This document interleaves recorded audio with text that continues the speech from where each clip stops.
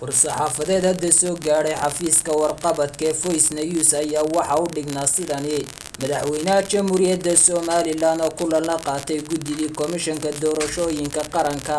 ee cusub madaxweynaha jamhuuriyadda Somaliland mudane Muuse Biixi Cabdi waxa uu maanta xafiiskiisa kula kulmay xubnaha komishanka doorashooyinka qaranka waxaanu madaxweynuhu xubnaha guddidan uga waramay caqabadaha ku gadaaman qabsoomidda doorashooyinka wakiilada iyo deegaanka iyo xubnaha komishanka doorashooyinka laftooda isagoo ku dheeraaday ahmiyadda ay doorashadu dalka leedahay iyo sida uu ka madaxweyne ahaan u doonayay in degdeg looga gudbo dhammaanba wixii turaanturooyin ee doorashooyinka hortaagan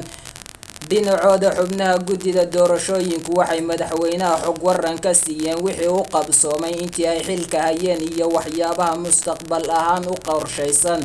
alla mahadle war-saxaafadeedkan ka soo baxay qasriga madaxtooyada jamhuuriyadda Somaliland ayaa waxa ku saxiixnaa afhayeenka madaxtooyada jamhuuriyadda Somaliland mudane Maxamuud Warsame Jaamac Wacawl Cabdiraxiin Kayse Cawl Burcaawi Voice News magaalada Hargeysa.